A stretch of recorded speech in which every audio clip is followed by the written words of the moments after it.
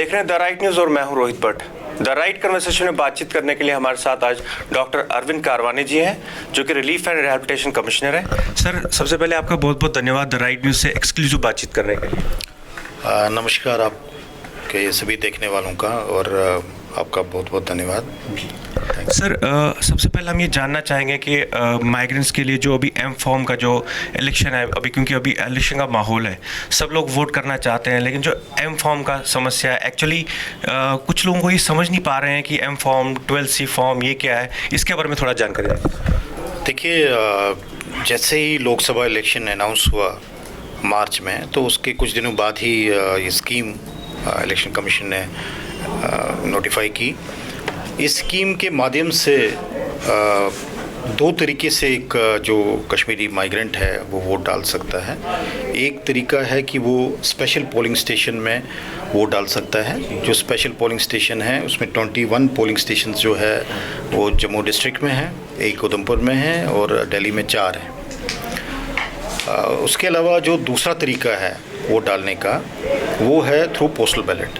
अगर special polling station पर vote डालना है तो उसके लिए एम फॉर्म भरना पड़ता है। एक सिंपल फॉर्म है, एक पेज में सारी इन्फॉर्मेशन उसमें आ जाती है कि उसका वो अपना नाम दे देगा, उसकी पार्लियामेंट्री कॉन्स्टिट्यूंसी क्या है, कौन सी असेंबली कॉन्स्टिट्यूंसी है, और एक सिंपल इंटीमेशन है कि मैं कहाँ पे वोट डालना चाहता हूँ इन पोलिंग स्टेशन में। ये मैं यहाँ पे एम्फसाइज़ करूँगा कि एक कश्मीरी माइग्रेंट को दोनों ऑप्शन हैं, वो एम फॉर्म के ज़रिए भी कर सकता है और फॉर्म 12C के ज़रिए भी कर सकता है। अब ये दूसरा सवाल ये आता है कि ये फॉर्म कहाँ पर उपलब्ध होंगे।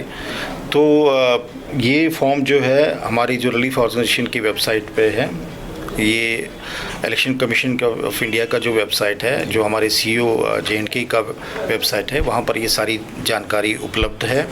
उसके अलावा जितने भी हमारे जोन्स हैं, सभी जोन्स में हमारे जोनल ऑफिसर्स को इंस्ट्रक्शंस हैं, उनके पास ये फॉर्म उपलब्ध है। और इसके अलावा जो हमारे मेजर कैंप्स है, 4 कैंप्स है, जगती, नगरोटा, मुट्ठी, पुरखू, वहाँ पर भी ये सुविधा उपलब्ध है। और हमने ऑथराइज़ किया है, जो हमारे जोनल ऑफिसर्स हैं उनको हमने ऑथराइज़ किया है कि वो फॉर्म्स वहाँ पे लोगों को देंगे, फॉर्म्स भरने में भी हेल्प कर लेंगे, और उसके अलावा फॉर्म्स फिर वापस भी ले लेंगे। 3 जगह हमारे AROs है अवेलेबल। एक ARO हमारे जम्मू माइग्रेंट मिस्टर रियाज है, जो यहाँ पर ही बैठते हैं रिलीफ ऑर्गेनाइजेशन के दफ्तर में, उनका कैंप है। उसके अलावा उधमपुर में है मिस्टर तनवीर है, वहाँ पे असिस्टेंट कमिश्नर पंचायत, वो ARO उधमपुर है।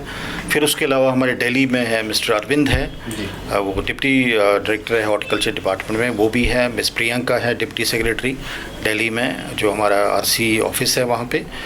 तो तीनों जगह ये AROs भी फैसिलिटेट करेंगे, और हमारे जो जोनल ऑफिसर है, कैंप कमांडेंट है, ये भी फैसिलिटेट कर लेंगे। एम फॉर्म को लेके जो कहीं कठिनाई महसूस होती है, उसको फैसिलिटेट करने के लिए ये सारे ऑफिसर्स उपलब्ध हैं। वेबसाइट से भी इंफॉर्मेशन ली जा सकती है, और हमारी कम्युनिटी वेल एजुकेटेड कम्युनिटी है, तो कोई, मुझे लगता नहीं कोई एम फॉर्म भरने में कोई परेशानी है। दोनों ऑप्शन है, एम फॉर्म भी और 12C भी।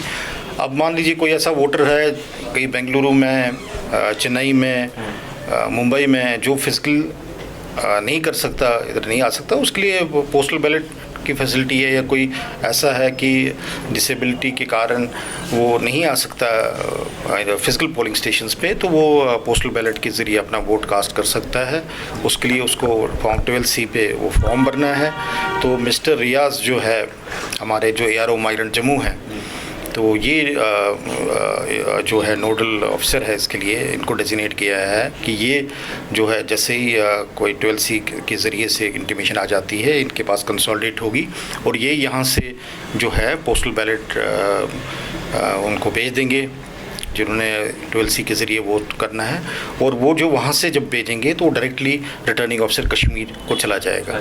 और इसके अलावा वहाँ पे जो कश्मीर में है, जो तीनों पार्लियामेंट्री कॉन्स्टिट्यूंसीज़ है, हमारे पास दर्शकों के बहुत से सवाल भी आए इस चीज़ को लेके कि जो PM पैकेज एम्प्लॉयज़ हैं वो और उनकी फैमिलीज कश्मीर में ही हैं, तो वो कैसे अपना वोट कास्ट करें, उनके लिए क्या प्रक्रिया? देखिए, अभी जैसे मैंने कहा, सभी माइग्रेंट्स के लिए दोनों ऑप्शन हैं, एक फिजिकल पोलिंग स्टेशन पर वोट करने का और एक 12C के ज़रिए, तो दोनों फैसिलिटीज़ अवेलेबल है।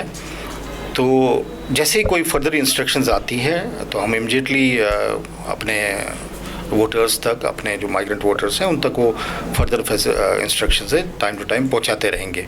फ़िलहाल जो इन प्लेस है वो इंस्ट्रक्शंस हम इसमें इसके आपके माध्यम से ये भी कहना चाहूँगा कि कल से यानी 3 अप्रैल से अलग अलग लोकेशंस पर हम कैंप्स कर रहे हैं। सभी चारों कैंप्स और जितने भी हमारे जोन्स है 21 जोन्स है, तो हर जगह हम वो कैंप्स कर रहे हैं और अलग अलग माध्यम से सोशल मीडिया के ज़रिए, प्रिंट एंड इलेक्ट्रॉनिक मीडिया के ज़रिए, स्ट्रीट प्लेस के ज़रिए हम कोशिश कर रहे हैं तो लोग मैक्सिमम वोटर्स तक ये मैसेज जाए। और मेरी अपील होगी आपके दर्शकों से कि वो मैक्सिमम लोगों को मोटिवेट करें।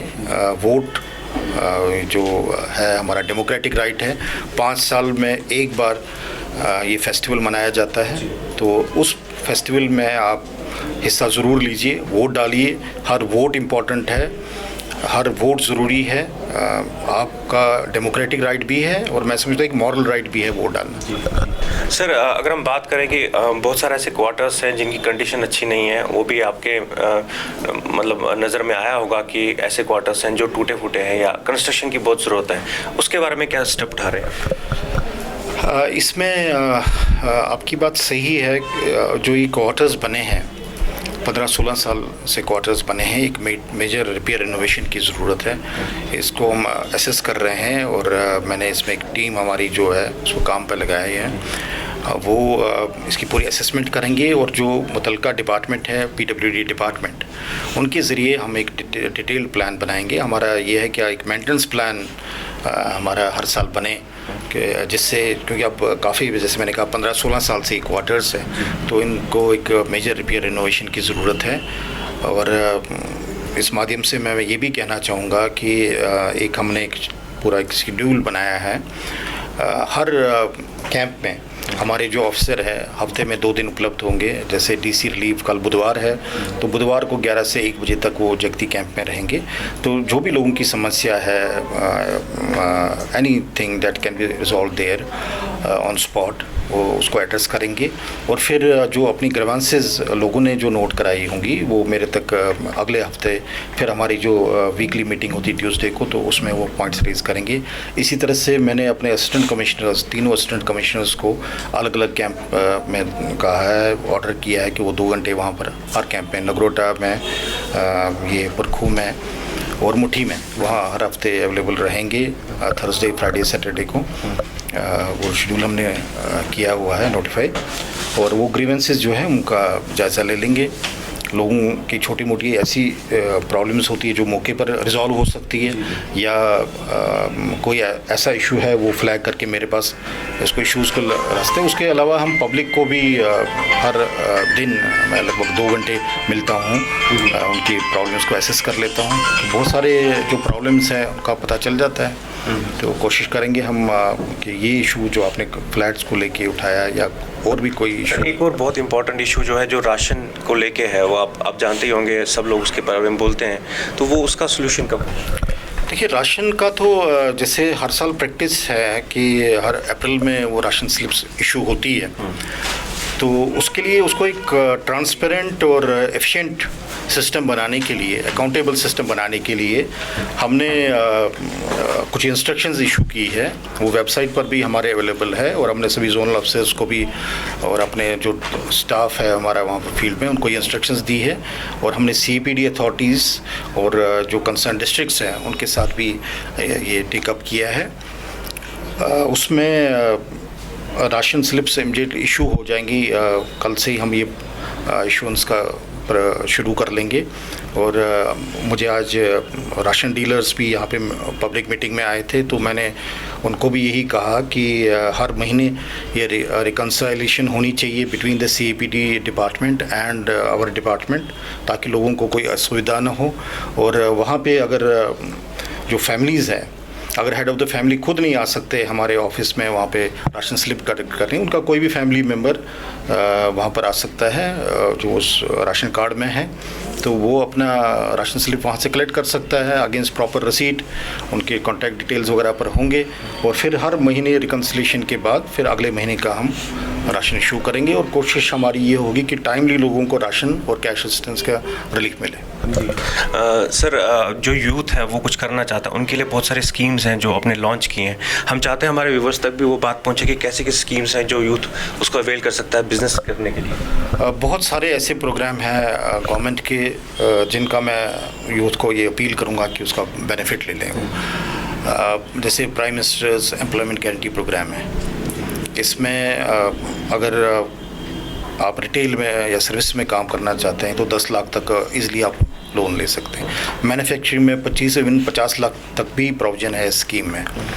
तो मैं सभी से हमारे जो माइग्रेंट्स हैं, कश्मीरी माइग्रेंट्स हैं, जम्मू माइग्रेंट्स हैं, हमारे पीओजे के या वेस्ट पाकिस्तान रेफ्यूजीज़ है, हमारे सभी भाई बहनों से मैं अपील करूंगा, बच्चों से अपील करूंगा कि इस सुविधा का फ़ायदा उठाएं। आपको पता ही होगा, आपकी जानकारी के लिए अगर पता नहीं है तो मैं कहूँगा कि 350 बेनिफिशरीज़ को अभी पिछले महीने चेक्स दिए गए हैं। और इसके अलावा भी हम इस पर लगे हैं इस काम पे कि और ज़्यादा लोग इसमें पार्टिसिपेट ले लें। बहुत सारी स्कीम्स हैं, नॉट ओनली जिस स्कीम का मैंने नाम लिया PMEGP, तेजस्विनी स्कीम है, बहुत सारी स्कीम्स हैं। जी सर, अंत में हमारे व्यूवर्स के लिए और पूरी कश्मीरी पंडित समुदाय के लिए एक कोई संदेश इलेक्शन को लेकर? पर्टिकुलरली मैं तो सभी वोटर्स से और पर्टिकुलरली हमारे जो कश्मीरी पंडित कम्युनिटी है, मैं अपील करूंगा कि आप अपना वोट ज़रूर कास्ट कीजिए। ये हमारा डेमोक्रेटिक राइट है, इससे हमारी एक पहचान है और ये हमारी एक मॉरल ड्यूटी भी होनी चाहिए कि हम वोट करें। अगर कोई किसी किस्म की आपको असुविधा लगती है तो आप इशू रेज़ कर सकते हैं। जैसे मैंने कहा, तीनों जगह AROs अवेलेबल है, जोनल ऑफिसर्स अवेलेबल है, तो कहीं भी आपको कठिनाई लगती है, पहले तो मैं ये कहूँगा कि एक एजुकेटेड कम्युनिटी है तो एक सिंपल फॉर्म भरना कोई मुश्किल काम नहीं है। तो फिर भी अगर किसी को कठिनाई आ रही है फॉर्म भरने में, तो वहाँ पर हमारा जोनल ऑफिसर है, कैंप कमांडेंट स्पॉट पे है, जम्मू में, उधमपुर में, तो वो आपको हेल्प कर सकता है। तो इसकी पूरी आप पूरा बेनिफिट उठाइए आप। और मैं एक चीज़ यहाँ पर और ऐड करना चाहूँगा कि इलेक्शन कमीशन ने इस बार एक और सुविधा दी है कि मान लीजिए कोई वोटर ऐसी जगह है जहाँ उसको गेस्टेड ऑफिसर नहीं मिल रहा है अटेस्ट करने के लिए, तो वो वहाँ पे जो ERO है, मान लीजिए कोई चेन्नई में है बंदा, तो वहाँ के ERO के पास, उनको भी इंस्ट्रक्शन है, वहाँ ERO के पास जाएंगे, कोई भी माइग्रेंट का प्रूफ दे देंगे, any document issued by the relief commissioner. तो कोई ना कोई डॉक्यूमेंट होता ही है, डोमिसाइल सर्टिफिकेट, माइग्रेशन सर्टिफिकेट, बहुत सारे डॉक्यूमेंट्स हैं जो रिलीफ कमिश्नर इशू किए। उन्होंने वहाँ पर जाना है तो ERO अपने उससे ऑनलाइन ही वो चेक कर लेंगे, उनका डॉक्यूमेंट स्कैन करके वहीं पर वो पोर्टल के थ्रू कंसर्न्ड ARO को भेज देंगे। तो कंसर्न्ड ARO उनको उनके जैसे मैंने कहा दोनों ऑप्शंस हैं। तो बाहर जो लोग हैं पर्टिकुलरली उनको पोस्टल बैलेट का ये फ़ायदा रहेगा, लेकिन दोनों ऑप्शन हर जगह है। तो मैं यही अपील करूंगा इस कम्युनिटी से जो वेल एजुकेटेड है और अपने राइट्स को समझते हैं, अपने ड्यूटीज़ को समझते हैं, कि वो वेबसाइट्स विज़िट कर लें जो मैंने तीनों वेबसाइट बताएं, वहाँ पर देखें क्या फैसिलिटीज़ अवेलेबल हैं, कैसे हम फ़ायदा ले सकते हैं। फिर भी कोई डिफ़िकल्टी आती है तो हमारे हेल्पलाइन नंबर हमारे ईमेल पे जो हमने दिए हुए हैं उस पर अपनी शिकायत रेज़ कर सकते हैं। सर बहुत बहुत धन्यवाद द राइट न्यूज़ से बात करने के लिए। Thank you so much. आपके व्यूअर्स को भी बहुत बहुत शुभकामनाएँ। Thank you. देखते रहिए द राइट न्यूज़। बहुत जल्द फिर आपसे मुलाकात होगी एक नई शख्सियत के साथ। नमस्कार।